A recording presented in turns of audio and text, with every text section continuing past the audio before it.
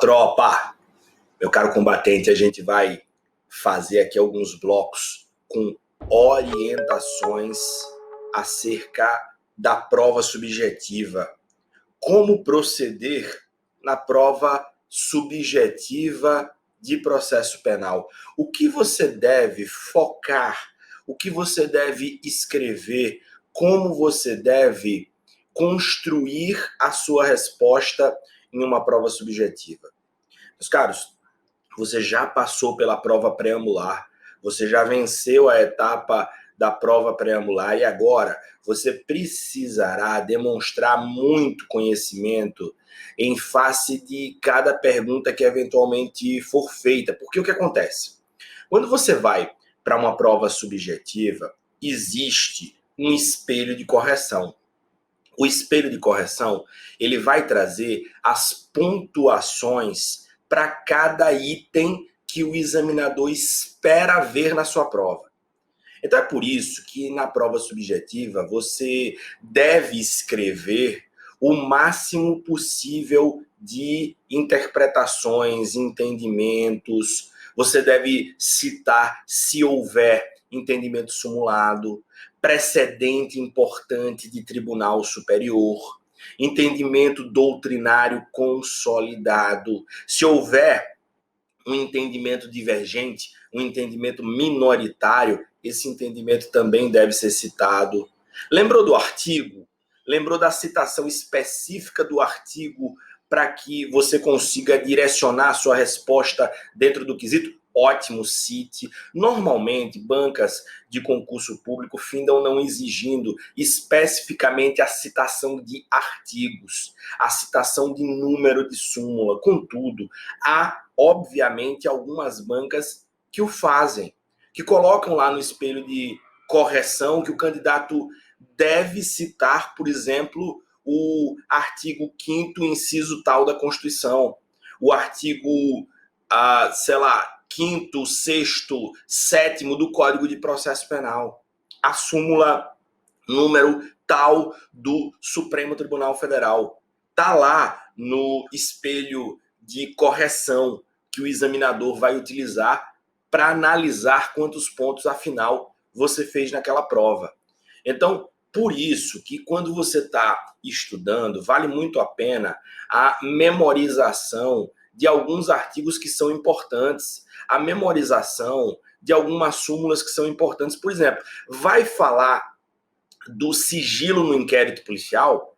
Esse tema é tão batido, esse tema é tão perguntado em concurso público, que vale muito a pena que você saiba que o sigilo no inquérito policial é determinado pelo artigo 20 do CPP, que o advogado do investigado tem direito de acesso aos autos do inquérito policial em virtude do direito outorgado pelo artigo 7º, inciso 14 do Estatuto da Ordem dos Advogados do Brasil, que há a súmula vinculante 14 para clarificar esse direito que o advogado tem ao acesso dos autos. Então, veja, citei aqui rapidamente artigo do Código de Processo Penal que reforça a sigilosidade do inquérito policial, citei artigo do Estatuto da Ordem dos Advogados do Brasil que dá ao advogado do investigado direito de acesso ao inquérito policial, nas diligências já materializadas, nos atos já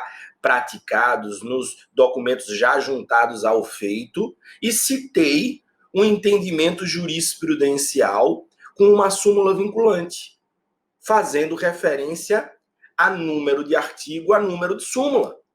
Então veja como a minha resposta ela fica diferenciada quando eu consigo então fazer essa citação. Óbvio que não vai dar para memorizar tudo, mas há artigos que são famosos. Você sabe que o homicídio está no 121 do Código Penal. Você sabe que o roubo está no 157 do Código Penal. Você sabe que o estelionato está no 171 do Código Penal. Tá? Então, se por acaso a pergunta for sobre ação penal no crime de estelionato, cite lá o artigo 171 do Código Penal. Você sabe que esse é o dispositivo que traz ali o crime que está sendo avaliado. Memorize o número da lei que foi tradicionalmente, comumente chamada de pacote anticrime. Houve uma convenção para se chamar a Lei 13.964/19 de pacote anticrime. Vai ser muito demandada. Então vale a pena que você memorize o número dela. Vai ser muito demandado falar sobre a nova Lei de Abuso de Autoridade, 13.869/19. Então inclua no seu passo a passo, na sua rotina de estudos, uma certa memorização de artigos, leis e súmulas que são importantes, para que então você possa citar esses artigos, súmulas e números de lei na sua resposta, porque assim você, digamos, fecha todas as opções. Você consegue construir uma resposta que atenda ao cerne do quesito, né? Você consegue efetivamente responder ao quesito, mas também você se previne em relação a um espelho de correção que eventualmente cobre número de artigo, de súmula, de lei. Tá certo? Então, meu caro combatente, qual é a minha proposta aqui? Eu confeccionei algumas questões subjetivas. Eu vou trazer essas questões subjetivas na tela para você e a gente vai tentar construir junto uma resposta.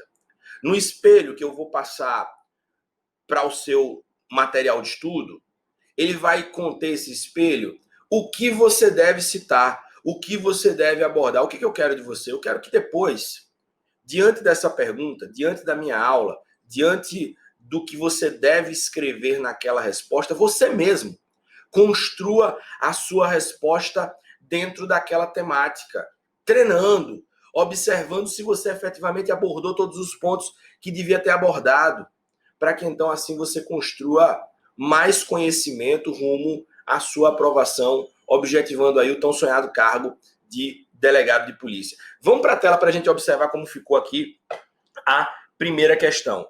Olha a pergunta. É possível condução coercitiva de investigado? Meu caro combatente, essa pergunta aqui, ela é sim possível de ser materializada numa segunda fase de concurso público para o cargo de delegado, porque ela envolve várias discussões. Ela envolve citação de artigo de Código de Processo Penal, decisão do Supremo Tribunal Federal em sede de arguições de descumprimento de preceito fundamental, citação de artigo da Constituição Federal, análise de vários aspectos, de vários prismas. Então é um quesito muito aberto que dá tranquilamente para você escrever várias linhas acerca do tema. Mas como eu vou construir, Márcio, uma resposta em cima de uma pergunta como essa? Uma pergunta que quer saber se é possível condução coercitiva de investigado. Bom, a minha sugestão é que a gente construa a resposta do quesito da seguinte forma. Primeiro item a ser avaliado. Veja como eu já começo explicitando o que significa o instituto que está sendo tratado no quesito. O que é condução coercitiva? É importante que você cite ali, que você diga para o examinador em rápidas linhas, porque o cerne é responder se o investigado pode ser conduzido coercitivamente. Mas acho que uma resposta completa deve abordar, inclusive, o conceito de condução coercitiva.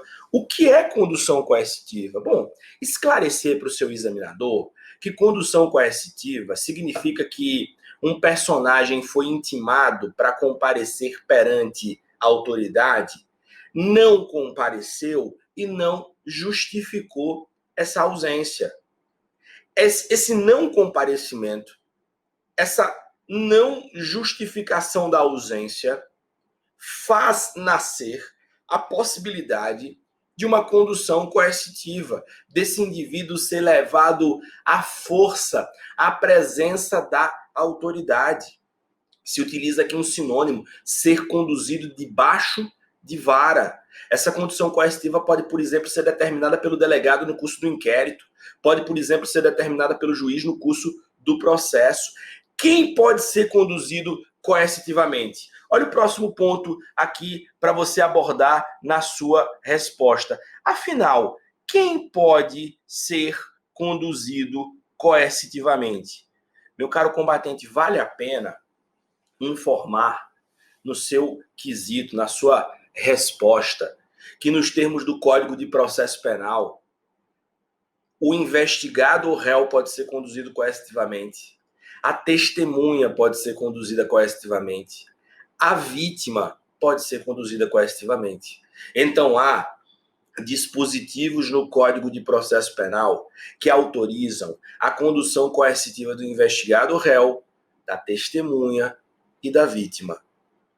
Qualquer desses personagens pode ser conduzido coercitivamente se for intimado, se não comparecer e se não justificar essa ausência, tá certo? Então, interessante que sua resposta em algumas linhas passe também pelo tema: quem pode ser conduzido coercitivamente?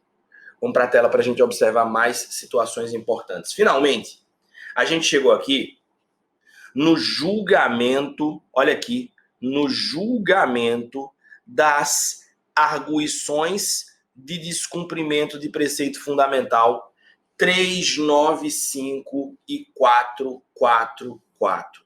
Meu caro combatente, é extremamente relevante, é o cerne do seu quesito. Certamente será a maior quantidade de pontos no seu espelho de correção. Você explicar o que afinal aconteceu com o artigo. Olha que importante você memorizar o artigo. Sobre condução coercitiva de investigado réu, memorize. Você terá que se debruçar no artigo 260 do Código de Processo Penal. 260 do Código de Processo Penal. Esse artigo foi objeto de avaliação pelo Supremo no âmbito das arguições de descumprimento de preceito fundamental 395 e 444. Esse é o cerne da sua resposta. O que afinal aconteceu com a condução coercitiva de investigado ou réu depois que o Supremo Tribunal Federal julgou as arguições de descumprimento de preceito fundamental 395 e 444. Esse é o cerne da sua resposta. Então, analisar o julgamento dessas arguições de descumprimento de preceito fundamental. Vou te mostrar aqui o que aconteceu. Veja, temos aqui o artigo 260 do Código de Processo Penal. Diz o 260 do Código de Processo Penal: se o acusado não atender à intimação para interrogatório, reconhecimento ou qualquer outro ato que sem ele não possa ser realizado, a autoridade poderá mandar conduzi-lo à sua presença. O mandado conterá, além da ordem de condução, os requisitos mencionados no 352, no que lhe for aplicável.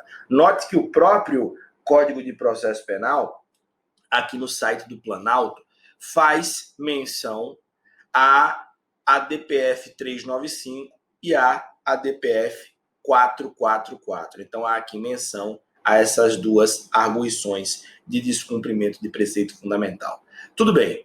O que aconteceu no julgamento dessas duas ADPFs? Meu caro combatente, o Supremo Tribunal Federal findou interpretando que a expressão para interrogatório, ela não foi recepcionada pela Constituição de 1988. Note aí que eu fiz um grifo na expressão para interrogatório aqui dentro do artigo 260 do Código de Processo Penal.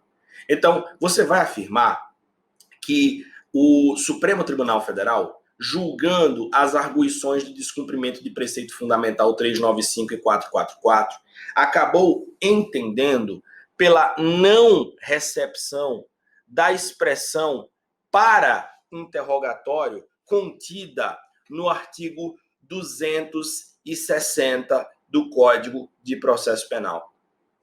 Aí vem o porquê. Por que que o Supremo entendeu dessa forma? Isso também precisa constar no seu quesito. Não é só dizer que a condução coercitiva do investigado ou do réu, ela está ali desenhada no artigo 260 do Código de Processo Penal. Não é só dizer que o Supremo Tribunal Federal julgou as arguições de descumprimento de preceito fundamental 395444. Não é só dizer que a expressão para interrogatório, ela findou, se entendeu que ela não foi, na verdade, recepcionada pela Carta da República de 1988. É importante que você diga por que o Supremo assim entendeu. O Supremo, meu caro combatente, assim entendeu. Porque a Constituição Federal dá a um indivíduo que é alvo, que é sujeito passivo, que é um investigado ou um réu do sistema de persecução penal, dá a esse indivíduo o direito ao silêncio, o direito de não produzir prova contra si. O Supremo Tribunal Federal interpretou, então, que a condução coercitiva desse indivíduo para interrogatório seria um ato desmedido de força, desproporcional de força, já que esse indivíduo, ele, ao chegar à presença da autoridade, podia simplesmente se calar, podia simplesmente não produzir prova contra si. Então, meu caro combatente, desnecessário conduzir coercitivamente um indivíduo que pode ficar em silêncio. Esse foi o cerne do julgado no âmbito das arguições de descumprimento de preceito fundamental 395 e 444. É isso que você vai citar na sua prova. É isso que você vai citar na sua prova. Mas há mais. Vamos falar agora o que também certamente estará no seu espelho de correção.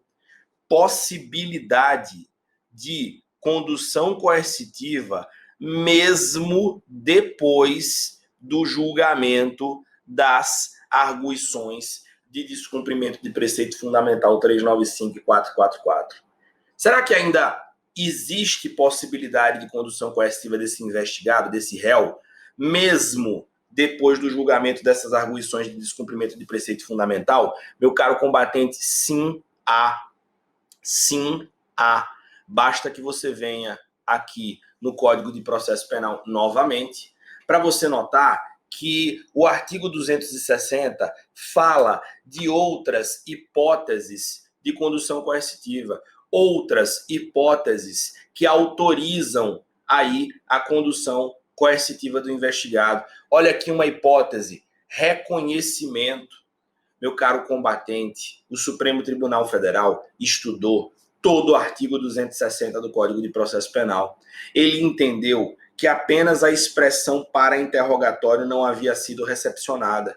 Se o Supremo Tribunal Federal limitou o seu reconhecimento de não recepção apenas à expressão para interrogatório, é porque o resto do artigo 260 do Código de Processo Penal, ele foi recepcionado. E aí você tem, por exemplo, a condução coercitiva para fins de reconhecimento. E por que que a condução coercitiva para fins de reconhecimento, ela ainda pode ser materializada? Por quê? Explique na sua prova. Explique que ainda é possível, por exemplo, condução coercitiva para reconhecimento de pessoa, porque no reconhecimento de pessoa, quem produz a prova não é o reconhecido. Ou seja, não é o investigado, não é o réu. Quem produz a prova é o reconhecedor. Essa participação do investigado, do réu, ela é uma participação passiva. Ela é uma participação passiva. Por essa exata razão que a gente vai interpretar ainda ser possível a condução coercitiva do investigado do réu por exemplo, para fins de reconhecimento pessoal. Reconhecimento pessoal. Artigos 226 e seguintes do Código de Processo Penal. Então veja como você consegue construir uma resposta com começo, meio e fim. Faltou só uma cereja no seu bolo. Faltou só uma cereja no seu bolo. Eu digo aqui para você tratar acerca do crime de abuso de autoridade. Rapidamente, lá no fim do seu quesito, você falar da possibilidade de crime de abuso de autoridade em face de uma condução coercitiva que seja manifestamente descabida. Para uma condução coercitiva que seja manifestamente descabida. Então, feche seu quesito dizendo que ainda é possível, sim, condução coercitiva do investigado, por exemplo, para fins de reconhecimento pessoal, e cite em arremate que é possível vislumbrar prática de crime de abuso de autoridade se essa condução coercitiva ela é materializada de maneira manifestamente descabida. Olha aqui na tela qual é a sua cereja do bolo, o fim da sua resposta.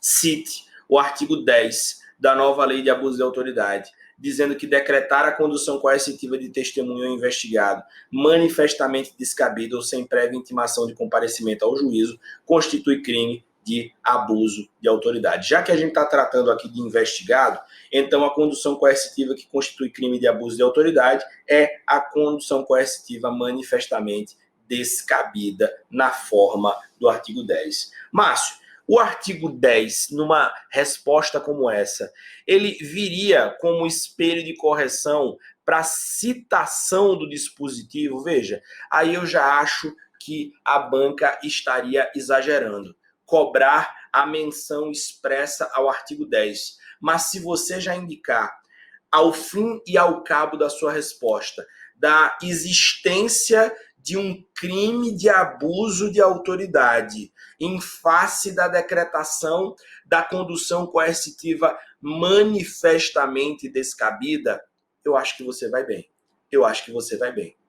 Então, não haveria, me parece, a necessidade de indicação do dispositivo, mas é aquela coisa, guarde artigos importantes, guarde decisões e súmulas importantes relacionadas a perguntas que são passíveis de acontecer numa prova subjetiva, numa prova oral. Então, para você colocar dentro do seu cabedal aí de conhecimento sobre condução coercitiva de investigado ou réu, você precisa saber o que é condução coercitiva, quem pode ser conduzido coercitivamente, investigado, réu, testemunha e vítima. Saber desses dois julgados, a DPF 395, a DPF 444. Qual foi o resultado desses julgados? Se concluiu pela não recepção da expressão para interrogatório. Em qual artigo? Artigo que você precisa saber? 260 do Código de Processo Penal. Você precisa saber possibilidade de condução coercitiva mesmo depois desse julgamento, por exemplo, para fins de reconhecimento pessoal. E, por fim, uma última anotação, como eu já falei, possibilidade de prática do crime de abuso de autoridade tipificado no artigo 10 da Lei 13.869/19, quando, porventura, você estiver enfrentando ali uma condução coercitiva de investigado manifestamente descabida.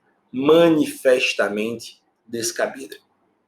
Viu como a resposta passou a ter começo, meio e fim? Viu como você iniciou contextualizando o tema, definindo a expressão que vem no enunciado do quesito, enfrentando o julgamento, os julgamentos que são cerne para a resposta, o artigo, que é o artigo a ser avaliado, que é o 260, estudando o pós do julgamento e arrematando, dizendo da existência possível de crime de abuso de autoridade. Eu acho que com isso você acaba fechando todas as hipóteses dentro de um espelho de correção que te pergunte sobre condução coercitiva do investigado. É isso que você tem que ter em mente. Dentro de uma redação, obviamente, limpa, dentro de uma redação sem erros de português, dentro de uma redação que respeite margens, com uma letra legível. E aí, obviamente, você detonou na prova. Meu caro combatente, a gente ainda faz mais blocos com orientações sobre perguntas e respostas em prova subjetiva de processo penal. A gente volta já já. Salve, tropa! Vamos continuar? A gente está tecendo aqui orientações para prova subjetiva. Como enfrentar uma prova subjetiva? E eu optei por construir essas aulas trazendo perguntas, a gente já aproveita para revisar temas importantes e mostrando então como ficaria a construção de uma resposta dentro de uma pergunta como a que eu elaborei.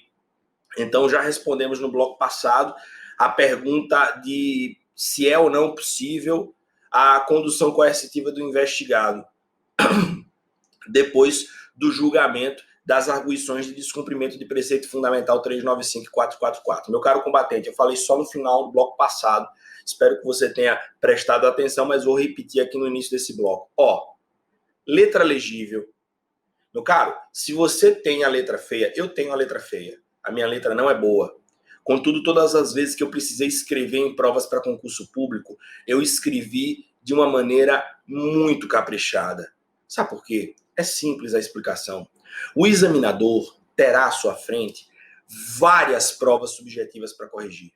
Imagine, se coloque na posição do examinador. Você teria mais paciência para ler uma prova bem escrita, letra legível, sem rasura, respeito à margem, ou você preferiria uma prova com uma letra horrível, com margem desrespeitada, um candidato que não respeitou ao número de linhas, a quantidade máxima de linhas para escrever, extrapolou a quantidade de linhas, colocou um monte de risco, corretivo, prova feia. Meu caro combatente, indubitavelmente, você, se fosse examinador, teria muito mais prazer, muito mais paciência de observar o que o candidato que escreveu de maneira agradável colocou ali na sua prova. Colocou ali na sua prova, tá certo? Então, é uma dica, faça um esforço.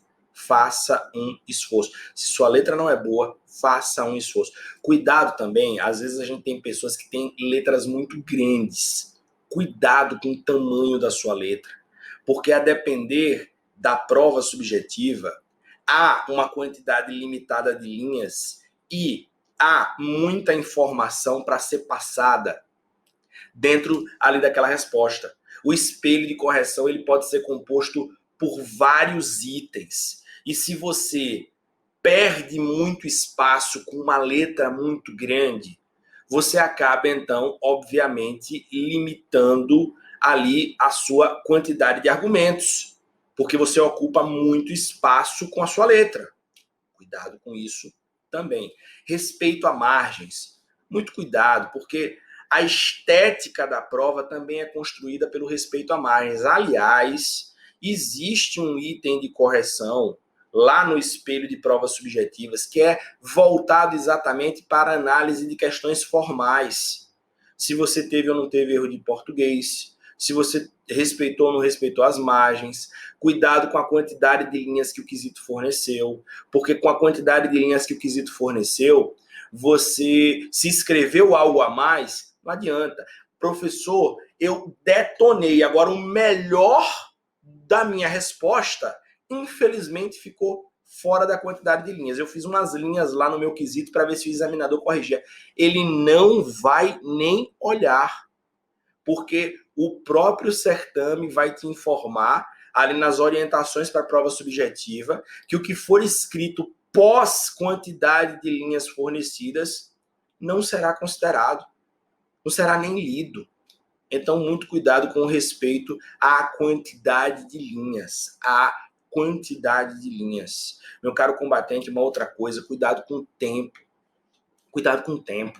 A prova subjetiva, às vezes você vê perguntazinhas diretas, rápidas. Vê, a pergunta do bloco passado foi rápida, foi direta. Pode ou não pode o investigado ser conduzido coercitivamente? Olha quanta coisa você precisaria escrever para se prevenir em relação a um espelho que contivesse grande quantidade de informações. Então, note que você precisa otimizar seu tempo. Isso aqui não é segundo grau. Você não está numa prova de segundo grau que você pode escrever suas respostas todas a lápis, depois passar a sua resposta toda a caneta, depois apagar a sombra que ficou. Não! Você não pode perder esse tempo todo. Você não pode reproduzir exatamente o que você vai escrever no rascunho e depois transcrever o que você escreveu no rascunho na sua folha de respostas definitiva. Isso é coisa de amador. Você vai perder muito tempo, você vai ficar nervoso quando você olhar para o relógio e perceber que o tempo está acabando e que você não conseguiu transcrever tudo que você queria. Meu caro, eu estou mostrando de propósito aqui a análise do quesito apenas com tópicos.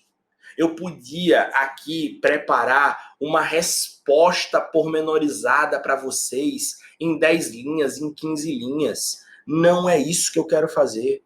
Eu quero que você se acostume a olhar para um quesito e a pegar, usar a folha de rascunho como uma folha para escrever tópicos. Você vai colocar na sua folha de rascunho tópicos. Opa, a pergunta é sobre condução coercitiva, você bota lá na sua folha de rascunho, descrever condução coercitiva. Citação do artigo 260 do Código de Processo Penal. Análise das ADPFs 395444. E ali, depois, observando aquela ordem que você colocou no rascunho, você vai reproduzindo as suas ideias na folha definitiva de respostas, para não perder tempo, para não correr o risco de deixar questão em branco. Então, nada de escrever, até porque você cansa. Você vai cansar. Imagine, cada resposta ter que ser escrita por completo 2 vezes, porque você precisou escrever o rascunho e escrever na folha definitiva de respostas. Não oriento dessa forma. Coloque na sua folha de rascunho tópicos, informações importantes organizadas para que você possa seguir uma sequência lógica que você traçou nessa análise que está na sua folha de rascunho. E é isso que eu estou aqui propondo. Vamos dar uma olhadinha qual é o segundo desafio. O segundo desafio é: a prisão temporária interfere no prazo de conclusão do inquérito policial? Será que a prisão temporária interfere no prazo de conclusão do inquérito policial? Isso já foi pergunta tanto de prova subjetiva para cargo de delegado, quanto de prova oral para cargo de delegado. Então, note que é uma pergunta com uma grande recorrência em concursos públicos, objetivando cargo de delegado. Márcio, o que é que eu vou fazer diante desse quesito? Primeiro, pontos a serem analisados na resposta. Primeiro, o prazo para a conclusão de inquérito policial com indiciado solto e preso. Meu caro combatente, convém indicar que o Código de Processo Penal acabou diferenciando os prazos para a conclusão de inquérito policial quando o indiciado ele está solto e está preso. Se você observar o artigo 10 do Código de Processo Penal, você encontra lá que existe um prazo para a conclusão de inquérito policial quando esse indiciado está solto, e esse prazo ele é de 30 dias, ele pode ser prorrogado em casos de difícil elucidação. Essa prorrogação não conta com uma limitação de vezes, ou seja, não há uma limitação para a quantidade de prorrogações que pode existir se por acaso o investigado ou indiciado ele estiver solto, tá certo? Então 30 dias prorrogáveis. Por outro lado, o Código de Processo Penal, numa realidade pré-pacote anticrime, acaba determinando no artigo 10 que o inquérito policial ele deve ser concluído no prazo improrrogável de 10 dias. Isso é o que está no artigo 10. Em que situações? Em que situações o inquérito policial ele deve, então, ser concluído no prazo de 10 dias, quando o indiciado ele está preso? O Código de Processo Penal, será que ele fala, quando limita o prazo para a conclusão do inquérito policial, em todas as modalidades de prisão cautelar? Será que ele se refere a todas as modalidades de prisão cautelar? Como é que funciona, então, o artigo 10 do Código de Processo Penal? Vou colocar aqui na tela para você avaliar comigo como essa resposta ela deve, então, ser conduzida, como ela deve ser materializada na sua prova de concurso. Vou botar aqui na tela agora o artigo 10 do Código de Processo Penal. Olha aqui, o inquérito deverá terminar no prazo de 10 dias se o indiciado tiver sido preso em flagrante. Se o indiciado tiver sido preso em flagrante ou estiver preso o quê? Preventivamente. Contado o prazo nesta hipótese a partir do dia em que se executar a ordem de prisão ou no prazo de 30 dias quando estiver solto mediante fiança ou sem ela. Meu caro combatente, para você responder a um quesito como esse, você precisa atentar que o prazo menor, mais exíguo para a conclusão do inquérito policial com o indiciado preso, ele se refere, no Código de Processo Penal, à prisão em flagrante e à prisão preventiva. Então, isso é importante para que você consiga construir um dos 3 entendimentos que gravitam em torno do tema. Notou que no Código de Processo Penal se fala em prazo de conclusão de 10 dias quando o indiciado foi preso em flagrante ou está preso preventivamente? Que a contagem desse prazo para a conclusão de inquérito é a partir do dia da prisão, a partir do dia do cárcere. Pois bem, meu caro combatente, é óbvio que também dentro de uma realidade pós-pacote anticrime, vale a pena citar, o prazo para a conclusão do inquérito policial, ele passa a ser prorrogável. É possível uma prorrogação, uma única prorrogação, pelo prazo de 15 dias. Pelo prazo de 15 dias. Se por acaso o inquérito não for concluído, dentro desse prazo, o preso deve ser colocado em liberdade, porque sua prisão deve ser relaxada, tá certo? Meu caro combatente, existe aquela discussão se o pacote anticrime alterou o prazo para a conclusão de inquérito policial com o indiciado preso. Na minha concepção, sim. Você tem 15 dias prorrogáveis por outros 15 dias depois da entrada em vigor do pacote anticrime. Então, 15 prorrogáveis por até 15 na forma ali do Código de Processo Penal depois das alterações promovidas pelo pacote anticrime. Só que essa não é a pergunta aqui. A pergunta aqui é se a prisão temporária influencia ou não no prazo para a conclusão do inquérito policial. Então, agora, o que você vai fazer? Você vai escrever acerca das correntes que estudam a influência da prisão temporária no prazo para a conclusão do inquérito policial. Eu vou iniciar pela corrente a qual eu me filio. Meu caro combatente, eu adoto a corrente que afirma que a prisão temporária não influencia no prazo para a conclusão do inquérito policial, porque o prazo de prisão temporária é um prazo de cárcere e não um prazo para a conclusão do feito. Leia aí no artigo 2º, a prisão temporária será decretada pelo juiz em face de representação da autoridade policial de requerimento do Ministério Público e terá o prazo de 5 dias prorrogável por igual período em caso de extrema e comprovada necessidade. Isso é artigo 2º da Lei 7.960/89, que é a nossa lei de prisão temporária. Meu caro combatente, note, o que o artigo 2º nos fala é que esse prazo de 5 dias prorrogáveis por mais 5 é um prazo de cárcere, é um prazo de prisão. O que acontece? O indivíduo é preso, passa 5 dias preso. Se não houver prorrogação da sua prisão, se não houver conversão dessa temporária em preventiva, esse indivíduo deve ser colocado em liberdade sem a necessidade, inclusive, de expedição de alvará de soltura. Se ele continuar detido além do prazo de prisão temporária, a autoridade que o mantém preso pode incorrer na prática do crime de abuso de autoridade, no artigo 12 da Lei 13.869/19.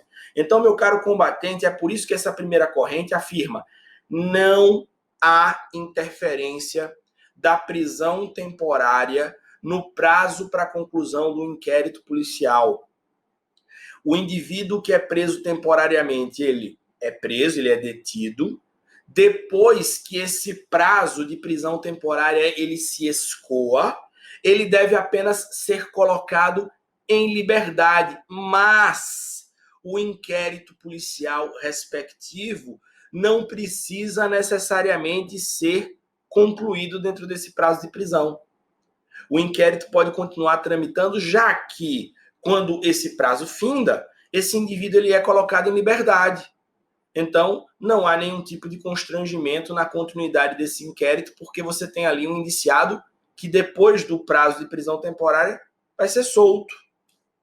Isso, inclusive, em relação a crimes hediondos e a crimes equiparados a hediondos. Você tem ali a Lei 8.072/90, no seu artigo 2º, parágrafo 4º, afirmando que o prazo de prisão temporária, quando o crime é hediondo, é equiparado, é de 30 dias, prorrogáveis por outros 30 dias. Há, contudo, uma segunda corrente afirmando que o inquérito deve ser concluído no prazo da prisão temporária. Então, aponte a existência de uma segunda corrente doutrinária que nos afirma que esse inquérito policial ele deve ser concluído dentro do prazo determinado ou pela 7.960/89 ou pela 8.072/90.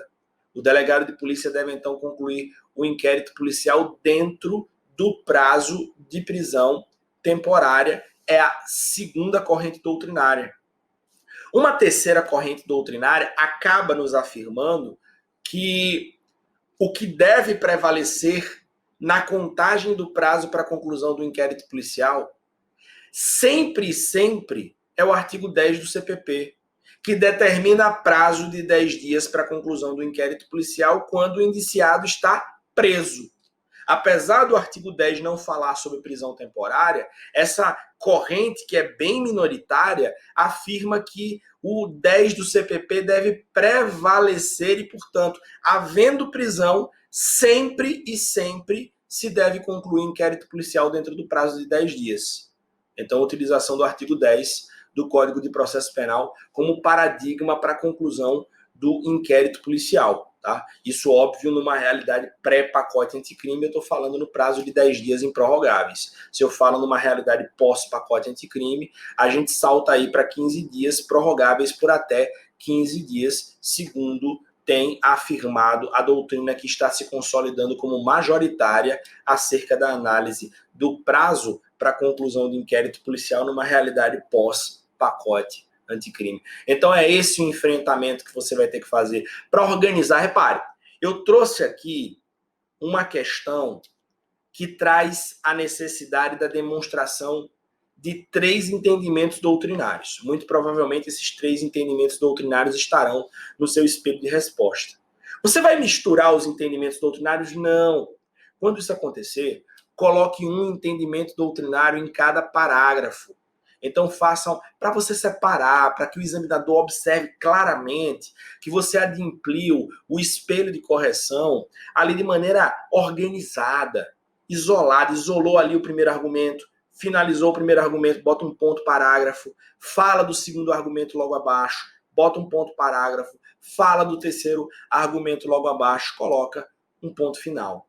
Tá certo? Então, me parece que assim você constrói uma resposta bem redigida numa prova de segunda fase para concurso de delegado. Vamos iniciar a análise de mais um quesito? Vamos iniciar? Olha aqui, ó. O desembargador Paulo cometeu crime não ligado ao exercício das suas funções. Qual o juízo competente para conhecer o caso criminal?